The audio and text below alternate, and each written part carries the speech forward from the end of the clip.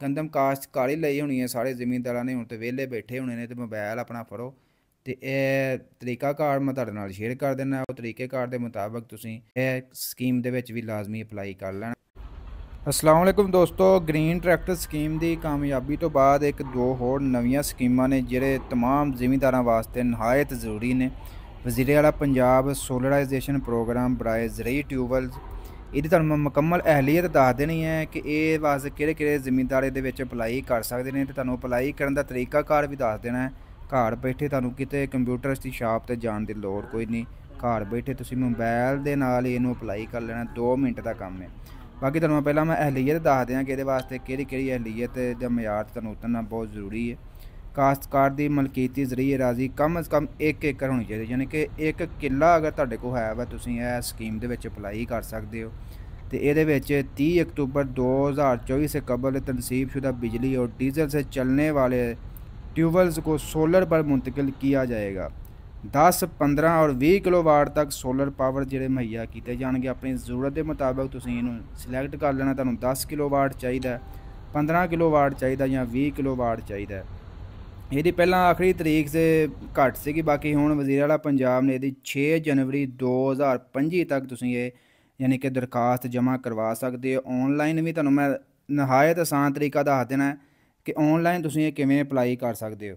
ਇਸ ਤੋਂ ਇਲਾਵਾ ਮਜ਼ੀਦ ਮੈਂ ਤੁਹਾਨੂੰ ਇਹਦੇ ਬਾਰੇ ਮਜ਼ੀਦ ਹਦਾਇਤ ਤੁਹਾਡੇ ਨਾਲ शेयर करते हैं कि 8000 बिजली और डीजल चलने वाले ज़रिए ट्यूबवेल को शमसी तवानाई पर मुंतकली के लिए 9 अरब रुपये की एक खतीर रकम जी मुख्तस की है वज़ीर आला पंजाब ने। ਹੁਣ ਮੈਂ ਤੁਹਾਨੂੰ ਦੱਸ ਦੇਣਾ ਜੀ ਇਹ ਤੁਸੀਂ ਅਪਲਾਈ ਕਿਵੇਂ ਕਰਨਾ ਵਾ।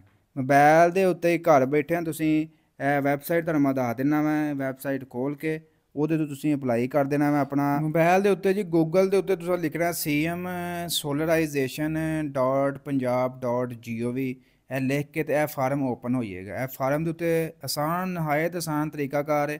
ਕੰਪਿਊਟਰ ਸ਼ਨਾਖਤੀ ਕਾਰਡ ਨੰਬਰ ਲਿਖੋ ਜੀ, ਉਸ ਤੋਂ ਬਾਅਦ ਮੋਬਾਈਲ ਨੰਬਰ ਲਿਖੋ, ਇਹ ਦੋਵੇਂ ਕੰਮ ਲਿਖ ਕੇ ਉਸ ਤੋਂ ਬਾਅਦ ਥੱਲੇ ਉਹਨਾਂ ਨੇ ਦੱਸਿਆ ਵੀ ਕਿਹੜਾ ਤੁਹਾਡੇ ਕੋਲ ਪਹਿਲਾਂ ਇਲੈਕਟ੍ਰਿਕ ਲੱਗੀ ਹੈ ਜਾਂ ਤੁਸੀਂ ਡੀਜ਼ਲ ਵਾਲਾ ਫੀਟਰ ਚਲਾ ਰਹੇ ਹੋ, ਦੋਵਾਂ ਚੋਂ ਇੱਕ ਤੁਹਾਨੂੰ ਸਿਲੈਕਟ ਕਰ ਲੈਣਾ। ਅਗਰ ਡੀਜ਼ਲ ਵਾਲਾ ਚਲਾ ਰਹੇ ਹੋ ਉਹ ਥੱਲੇ ਤੁਸੀਂ ਸਿਲੈਕਟ ਕਰ ਲੈਣਾ ਕਿ ਕਿੰਨੇ HP ਤੱਕ ਹੈ ਵਾ ਉਹ। ਉਸ ਤੋਂ ਇਲਾਵਾ ਅਗਰ ਤੁਸੀਂ ਇਲੈਕਟ੍ਰਿਕ ਚਲਾ ਰਹੇ ਹੋ ਤਾਂ ਦੱਸ ਦੇਣਾ ਵੀ ਤੁਹਾਡਾ ਮੀਟਰ ਰੀਡਿੰਗ ਤੁਹਾਨੂੰ ਦੱਸਣਗੇ, ਮੀਟਰ ਆਪਣਾ ਰੈਫਰੈਂਸ ਨੰਬਰ। ਉਸ ਤੋਂ ਬਾਅਦ ਕਿਲੋਵਾਟ ਕਿੰਨੇ ਕਿਲੋਵਾਟ 10, 15, 20 ਕਿੰਨਾ ਵੀ ਕਿਲੋਵਾਟ ਤੁਸੀਂ ਲਵਾਉਣਾ ਉਹ ਤੁਸੀਂ ਸਿਲੈਕਟ ਕਰਕੇ ਥੱਲੇ ਸਿਲੈਕਟ ਕਰ ਲੈਣਾ ਮੈਂ PI ਐਕਸੈਪਟ। ਉਸ ਤੋਂ ਬਾਅਦ 10 ਜਮ੍ਹਾਂ 6 16 ਇਹ ਦੋਵੇਂ ਹਿੱਸੇ ਜਿੰਨੇ ਵੀ ਹੋਣਗੇ ਦੋਵਾਂ ਨੂੰ ਜਮ੍ਹਾਂ ਕਰਕੇ ਅੱਗੇ ਲਿਖ ਦੇਣਾ। ਉਸ ਤੋਂ ਬਾਅਦ ਅਪਲਾਈ ਫਾਰ ਸੋਲਰ ਟਿਊਬਵੈਲ। ਇਹ ਬਸ ਤਰੀਕਾਕਾਰ ਹੈ, 1 ਮਿੰਟ ਦਾ ਵੀ ਨਹੀਂ ਕੰਮ ਹੈ, ਠੀਕ ਹੈ। ਹਰ ਜ਼ਿਮੀਂਦਾਰ ਜਿਹੜਾ ਆਪਣੇ ਮੋਬਾਈਲ ਦੇ ਉੱਤੇ ਘਰ ਬੈਠੇ ਇਹਨੂੰ ਅਪਲਾਈ ਕਰ ਦੇਣਾ ਤੇ ਲਾਜ਼ਮੀ ਇਹ ਕੰਮ ਕਰੋ, ਕਿਉਂਕਿ ਅੱਗੋਂ ਸਾਰਾ ਜਿਹੜਾ ਤੁਹਾਨੂੰ ਪਤਾ ਬਿਜਲੀ ਕਿੰਨੀ ਮਹਿੰਗੀ ਹੋਈ ਹੈ, ਡੀਜ਼ਲ ਕਿੰਨੇ ਮਹਿੰਗੇ ਹੋ ਗਏ ਨੇ, ਸਾਰੇ ਜਿਹੜੇ ਨੇ ਆ ਰਹੇ ਨੇ ਸੋਲਰ ਦੇ ਉੱਤੇ, ਤੇ ਜਿੰਨਾ ਹੋ ਸਕਦਾ ਇਹ ਤੋਂ ਫਾਇਦਾ ਚੁੱਕੋ। ਇਹ ਤਮਾਮ ਜ਼ਿਮੀਂਦਾਰ ਜਿਹੜੇ ਨੇ ਇਹ ਲਾਜ਼ਮੀ ਹੈ ਅਪਲਾਈ ਕਰਨ।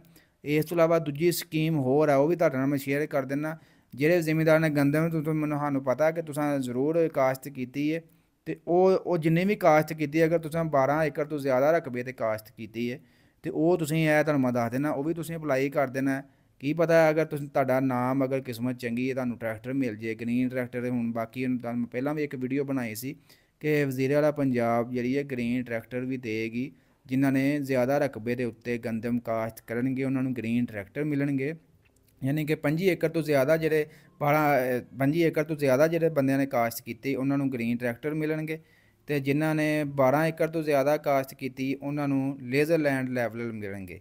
ਤੇ ਉਹ ਵੀ ਤੁਹਾਨੂੰ ਮੈਂ ਦੱਸ ਦੇਣਾ ਜੀ ਉਹ ਤੁਸੀਂ ਕਿਵੇਂ ਅਪਲਾਈ ਕਰ ਸਕਦੇ ਹੋ। ਜੇ ਹੁਣ ਤਕਰੀਬਨ ਗੰਦਮ ਕਾਸ਼ਤ ਕਰ ਹੀ ਲਈ ਹੋਣੀ ਹੈ ਸਾਰੇ ਜ਼ਿਮੀਂਦਾਰਾਂ ਨੇ, ਹੁਣ ਤੇ ਵਿਹਲੇ ਬੈਠੇ ਹੋਣੇ ਨੇ ਤੇ ਮੋਬਾਈਲ ਆਪਣਾ ਫੜੋ ਤੇ ਇਹ ਤਰੀਕਾਕਾਰ ਮੈਂ ਤੁਹਾਡੇ ਨਾਲ ਸ਼ੇਅਰ ਕਰ ਦਿੰਦਾ। ਉਹ ਤਰੀਕੇਕਾਰ ਦੇ ਮੁਤਾਬਕ ਤੁਸੀਂ ਇਹ ਸਕੀਮ ਦੇ ਵਿੱਚ ਵੀ ਲਾਜ਼ਮੀ ਅਪਲਾਈ ਕਰ ਲੈਣਾ। ਇਹ ਸਕੀਮ ਦੇ ਵਿੱਚ ਵੀ ਅਪਲਾਈ ਕਰਨ ਵਾਸਤੇ ਤੁਸੀਂ ਦੁਬਾਰਾ ਉਹੀ ਵੈਬਸਾਈਟ ਤੇ ਚਲੇ ਜਾਣਾ agripunjab.gov.pk ਤੇ ਇਹ ਐਪਲੀਕੇਸ਼ਨ ਫਾਰਮ ਓਪਨ ਹੋ ਜਾਏਗਾ। ਸਭ ਤੋਂ ਪਹਿਲਾਂ ਸ਼ਨਾਖਤੀ ਕਾਰਡ ਨੰਬਰ ਲਿਖਣਾ ਹੈ, फ़ोन ਨੰਬਰ ਲਿਖਣਾ ਹੈ।